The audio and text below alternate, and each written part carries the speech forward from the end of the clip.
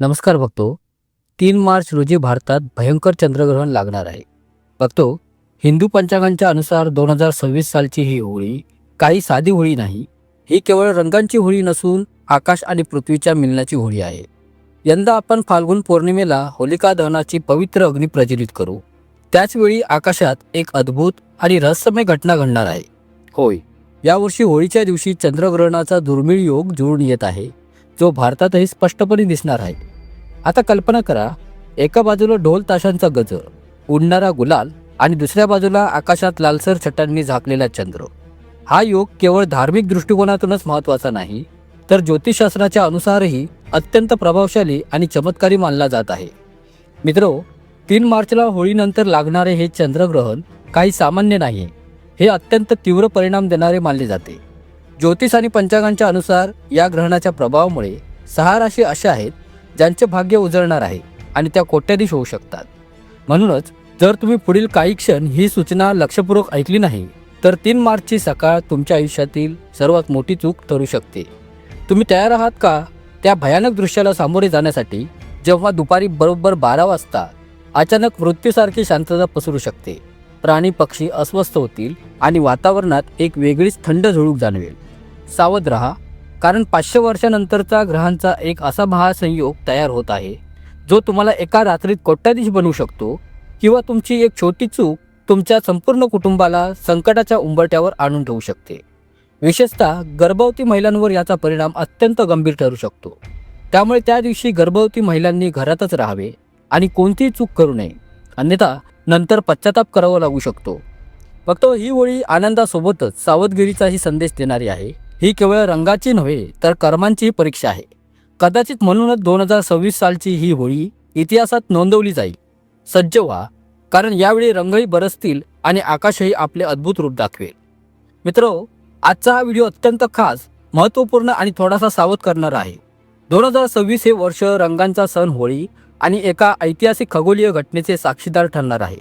3 मार्च 2026 रोजी चंद्रग्रहण लागणार आहे. आपल्या हिंदू धर्मात होळी, दिवाळी आणि रक्षाबंधन हे सण अत्यंत पवित्र आणि उत्साहात साजरे केले जातात. परंतु जेव्हा अशा सणांवर ग्रहणाची सावली पडते, तेव्हा आनंदासोबतच भीती आणि शंका निर्माण होतात. ज्योतिषशास्त्राच्या अनुसार होळी आणि चंद्रग्रहण एकाच दिवशी येणे हा अत्यंत दुर्मिळ योग आहे. महाशिवरात्रीनंतर 17 फेब्रुवारी 2026 रोजी सूर्यग्रहण झाले आणि त्यानंतर अवघ्या 15 दिवसांनी 3 मार्च रोजी चंद्रग्रहण होणार आहे, जे भारतामध्ये स्पष्टपणे दिसेल. याचा परिणाम आपल्या कुंडलीवर, भाग्यावर, अगदी शहर बाजारावरही होऊ शकतो. तसेच पूजापाठ आणि जागतिक वातावरणही त्याचा प्रभाव पडू शकतो. मित्रो, या काळात 6 भाग्यवान राशींचे भविष्य उजळणार आहे. त्यांच्यावर धन, सुख आणि समृद्धीचा वर्ष होऊ शकतो. साध्या भाषेत सांगायचे तर या 6 राशी कोट्याधीश होऊ शकतात. आजच्या या व्हिडिओमध्ये आपण जाणून घेणार आहोत 2026 मध्ये होलिका दहनाचा योग्य मुहूर्त काय आहे. 2 मार्चला होळी साजरी करायची की 3 मार्चला रंगपंचमी? चंद्रग्रहण भारतात कोणत्या वेळी दिसेल? सूतक काळ कधी सुरू होईल आणि कधी संपेल? या काळात कोणती काळजी घ्यावी, विशेषतः गर्भवती महिलांनी?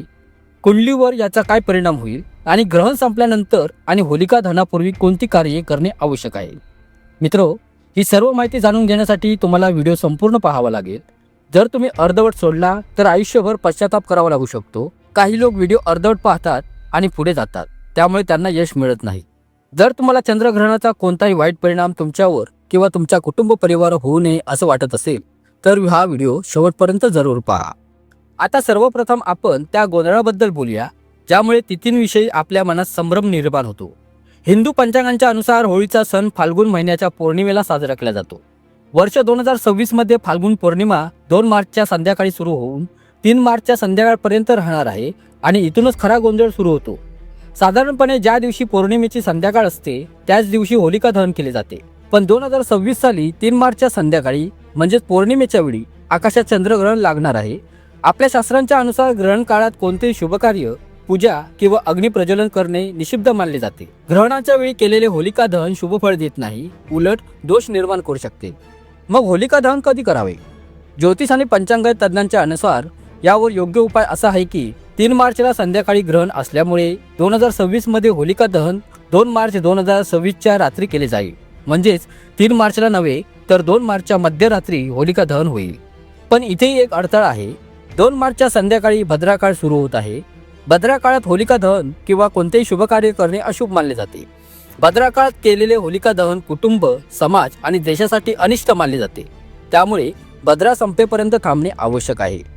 2026 साली होलिका दहनाचा सर्वात शुद्ध आणि शुभ मुहूर्त 2 मार्चच्या उशिरा रात्री म्हणजेच 3 मार्च सुरू होताना रात्री 12:50 ते 2 वाजण्याच्या दरम्यान आहे. या सुमारे 1 तास 12 मिनिटांच्या काळात भद्रा संपलेली असेल. या वेळेत श्रद्धा आणि विधीपूर्वक होलिका दहन केल्यास घरातील नकारात्मकता नष्ट होते असे मानले जाते. आता पुढचा प्रश्न, रंगांची होळी कोणत्या दिवशी खेळली जाईल? तसेच चंद्रग्रहणाचा सूतक काळ नेमका कधी सुरू होईल आणि कधी संपेल? ग्रहणाच्या वेळी विशेषतः गर्भवती महिलांनी कोणती काळजी घ्यावी? ही माहिती अत्यंत सूक्ष्म आणि महत्त्वाची आहे मित्रो. पण त्याआधी माझी आपणास विनंती आहे की आपल्या राशींचे नाव कमेंट्समध्ये नक्की लिहा, जेणेकरून या होळीला लागणाऱ्या चंद्रग्रहणाचा आपल्या राशीवर परिणाम होणार आहे की नाही हे मी उत्तरात सांगू शकू. तसेच ओम सोमाय नमः हे सुद्धा कमेंट्समध्ये जरूर लिहा. अशी श्रद्धा आहे की त्यामुळे ग्रहणाचा नकारात्मक परिणाम कमी होतो. व्हिडिओ पुढे पाहण्यापूर्वी चॅनल सबस्क्राईब करून बेल आयकॉन दाबायला विसरू नका, जेणेकरून नवीन व्हिडिओची सूचना तुम्हाला वेळेवर मिळेल.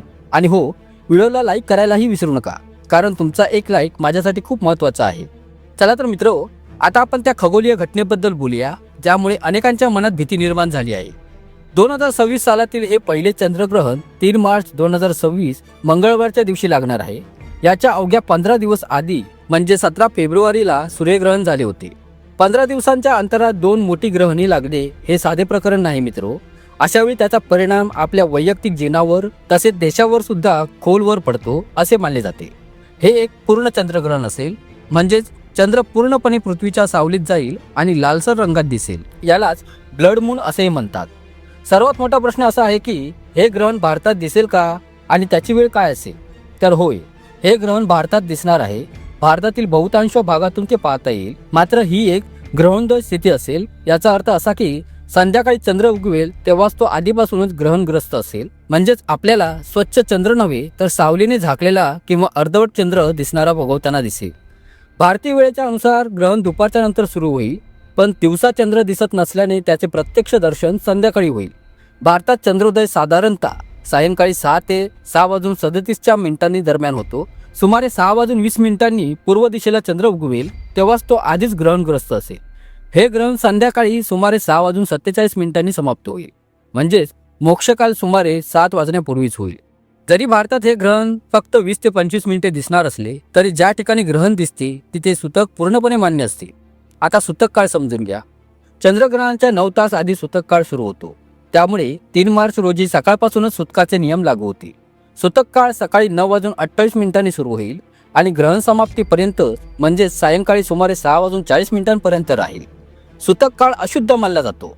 या काळात वातावरणात नकारात्मक ऊर्जा वाढते असे धार्मिक मत आहे. आता चंद्रग्रहण का लागते? जेव्हा सूर्य, पृथ्वी आणि चंद्र एका सरळ रेषेत येतात आणि पृथ्वी सूर्य व चंद्र यांच्यामध्ये येऊन तिची सावली चंद्रावर टाकते तेव्हा चंद्रग्रहण होते. ही घटना केवळ पौर्णिमेलाच घडते आणि होळी ही फाल्गुन पौर्णिमेला साजरी केली जाते. यामुळे कधीकधी होळी आणि चंद्रग्रहण एकाच दिवशी येतात. हे योगायोग नसून खगोलीय गणिताचा परिणाम आहे. आता ग्रहण काळात काय करू नये? लक्ष देऊन पहा, माहिती फारच सुंदर आहे. सकाळी 9:30 पूर्वी पूजा आटपून घ्यावी. त्यानंतर देवघराचे दरवाजे बंद करावेत किंवा पडदा लावावा. देवांच्या मूर्तींना स्पर्श करू नये. सूतक सुरू होण्यापूर्वी दूध, दही, पाणी किंवा अन्नपदार्थात तुळशीपत्र टाकून ठेवावे. धार्मिक श्रद्धेच्या अनुसार तुळस नकारात्मक परिणाम कमी करते. सुई, कात्री, चाकू यांसारख्या टोकदार वस्तू वापरू नयेत. शिवणकाम, कापण्याचे काम टाळावे. मंत्रजप किंवा धार्मिक ग्रंथ वाचन करावे. गर्भवती महिलांनी विशेष काळजी घ्यावी. शक्यतो ग्रहण काळात बाहेर पडू नये, जास्त वाकू नये आणि शांत राहावे अशी परंपरागत समज आहे. आता रंगांची होळी म्हणजे धुळवड कधी आहे? साधारणपणे होलिका दहनानंतरच्या दिवशी रंग खेळले जातात. पण 3 मार्च रोजी सकाळपासून सूतक आणि संध्याकाळी ग्रहण असल्यामुळे त्या दिवशी उत्सव टाळावा असे ज्योतिषशास्त्र सांगते. म्हणून विद्वान आणि पंचांगांच्या अनुसार 2026 मध्ये रंगांची होळी 3 मार्चलाच नव्हे तर 4 मार्च 2026 बुधवारी खेळली जाईल. त्या दिवशी ग्रहणाचा कोणताही प्रभाव नसेल आणि वातावरण शुद्ध आणि सकारात्मक असेल. म्हणून 4 मार्चला मनसोक्त रंग उधळा, गुलाल उडवा आणि प्रेमाने आनंदाने होळी साजरी करा. त्या दिवशी शुभ योग सुद्धा जुळून येत आहेत. आता आपण पाहूयात की हे चंद्रग्रहण भारतात कुठे कुठे दिसेल आणि त्याचा ज्योतिषशास्त्रीय प्रभाव काय असेल. हे चंद्रग्रहण मुख्यतः आशिया, ऑस्ट्रेलिया, अमेरिका आणि पॅसिफिक महासागर परिसरात दिसणार आहे. भारतातील बहुतांश भागातून याचे दर्शन होईल. ज्योतिषशास्त्राच्या अनुसार हे ग्रहण सिंह राशी आणि पूर्व फाल्गुनी नक्षत्रात लागत आहे. त्यामुळे सिंह राशीच्या व्यक्तींनी या दिवशी विशेष सावध राहणे आवश्यक आहे. मानसिक ताण, अस्वस्थता किंवा किरकोळ दुखापत होण्याची शक्यता असू शकते. त्यामुळे शांत आणि जागरूक राहा. सिंह राशीसोबतच कुंभ आणि वृश्चिक राशींच्या लोकांनी थोडी अधिक काळजी घ्यावी. घाबरण्याची गरज नाही. उपाय अत्यंत सोपा आहे. ग्रहण काळात गुरुमंत्रांचा जप करा किंवा ओम नमः शिवाय, महामृत्युंजय मंत्र किंवा ओम नमो भगवते वासुदेवाय नमः यांचा जप तुम्ही करू शकता. श्रद्धेनुसार ग्रहण काळात केलेला मंत्र जप सामान्य दिवसांच्या तुलनेत 100 पट अधिक फळदायी मानला जातो. त्यामुळे भीती न बाळगता हा काळ साधना आणि पुण्यसंचयनासाठी तुम्ही उपयोगात आणा. आता ग्रहणानंतर काय करावे, तर 3 मार्च रोजी सायंकाळी सुमारे 6:45 ग्रहण समाप्त होताच काही नियम पाळणे तुम्हाला अत्यंत आवश्यक आहे. तर यात त्वरित स्नान करावे, घराचे गंगाजलाने शुद्धीकरण करावे, मीठ टाकून पुसून घ्यावे, आंघोळीच्या पाण्यात गंगाजल मिसळावे, परिधान केलेले कपडे धुवून टाकावे आणि देवघराच्या मुख्य दरवाजापर्यंत स्वच्छता करावी. ग्रहणानंतर केलेले दान चंद्रदोष शांत करण्यास सहाय्यकारी मानले जाते. होळीच्या निमित्ताने शक्य असल्यास गरजू व्यक्तींना, सफाई कर्मचाऱ्यांना किंवा ब्राह्मणांना पांढऱ्या वस्तूंचे दान करावे, जसे तांदूळ, साखर, दूध, पांढरी मिठाई, चांदीचा तुकडा किंवा पांढरे वस्त्र. यामुळे घरात सुख शांती येते असे मानले जाते. मित्रो, आता राशीनुसार प्रभाव जाणून घ्या. पहिली राशी आहे सिंह राशी. या काळात काही आव्हाने असले तरी विद्यार्थ्यांसाठी स्पर्धा परीक्षा आणि अभ्यासात यशाचे संकेत आहे. राजकारण, प्रशासन किंवा सरकारी सेवेत असलेल्यांना चांगली बातमी मिळू शकते. वाहन किंवा बढतीचे योग संभवतात. अचानक धनप्राप्ती, अडकलेले पैसे परत मिळणे किंवा बोनस मिळण्याची शक्यता आहे. दुसरी राशी आहे धनुराशी. यांच्यासाठी हे काळ खूप शुभदायी आहे. वाहन किंवा मालमत्ता प्राप्तीत योग आहेत. दैनंदिन उत्पन्न वाढण्याची शक्यता आहे. गुंतवणुकीतून लाभ मिळू शकतो. शेअर मार्केट, ऑनलाईन व्यवसाय किंवा भागीदारीतून याचा फायदा संभवतो. मात्र विचारपूर्वक निर्णय घेणे खूप आवश्यक आहे. तिसरी भाग्यवान राशी आहे मकर राशी. मकर राशीच्या लोकांसाठी करिअर आणि आर्थिक स्थैर्याच्या दृष्टीने हा काळ अनुकूल आहे. प्रमोशन, नवीन नोकरी किंवा परदेशाशी संबंधित संधी मिळू शकतात. सरकारी सेवेसाठी प्रयत्न करणाऱ्यांना शुभपरिणाम मिळू शकतात. समाजात मान सन्मान व प्रतिष्ठा वाढेल. चौथी भाग्यवान राशी आहे वृषभ राशी. या राशींसाठी 3 मार्च नंतरचा काळ खूपच शुभदायी ठरलेला आहे. यांच्यासाठी अडकलेले पैसे परत मिळण्याचे संकेत आहे. कुटुंबियांच्या सहकार्यांमुळे यांची आर्थिक स्थिती सुधारेल आणि जुने कर्ज फेडण्यास यांना मदत होईल. पाचवी भाग्यवान राशी आहे कर्क राशी. कर्क राशीच्या जातकांसाठी हे चंद्रग्रहण अत्यंत शुभ संकेत देणारे ठरू शकते. अडकलेली कामे मार्गी लागतील. कुटुंबात आनंदाचे वातावरण निर्माण होईल. घर, जमीन किंवा मालमत्तेशी संबंधित चांगली बातमी मिळू शकते. आई वडिलांचे आशीर्वाद आणि कुटुंबाचे सहकार्य लाभेल. भावनिकदृष्ट्या तुम्ही अधिक मजबूत व्हाल. विशेषतः जे लोक व्यवसायात आहेत त्यांना नवीन संपर्क, नवीन ऑर्डर किंवा नवीन संधी मिळू शकतात. धनप्राप्ती हळूहळू पण स्थिर स्वरूपात वाढताना दिसेल. यांच्यासाठी उपाय काय आहे पहा. ग्रहण काळात ओम चंद्राय नमः या मंत्राचा जप करा. यामुळे मानसिक शांतता आणि आर्थिक स्थैर्य वाढेल. या लिस्टमधील शेवटची पण भाग्यवान राशी आहे तुळा राशी. मित्र, तुळा राशीसाठी हे ग्रहण भाग्योदयाचे संकेत देत आहे. करिअरमध्ये अचानक धनप्राप्ती, प्रगती होऊ शकते. नोकरीत बढती किंवा नवी संधी मिळू शकते. भागीदारीतून मोठा फायदा होण्याची शक्यता आहे. कोर्ट कचेरी किंवा वादविवादाच्या प्रकरणात सकारात्मक निकाल लागू शकतो. ज्यांनी मागील काही महिन्यांपासून संघर्ष केलेला आहे त्यांना आता त्यांच्या मेहनतीचे फळ मिळू शकते. आर्थिक स्थितीत सुधारणा होईल आणि समाजात मान सन्मान वाढेल. यांच्यासाठी उपाय पहा. ग्रहण काळात ओम नमो भगवते वासुदेवाय या मंत्राचा जप करा आणि शक्य असल्यास पांढऱ्या वस्तूंचे तुम्ही दान करा. एकंदरीत काय मित्र, ज्यांनी परिश्रम केलेले आहेत त्यांना या ग्रहण काळाचे त्याचे फळ मिळण्याची शक्यता आहे. हा अचानक चमत्काराचा काळ नसून मेहनतीचे फळ देणारा काळ आहे. योग्य दिशेने प्रयत्न केल्यास धनप्राप्ती आणि स्थैर्य मिळू शकते.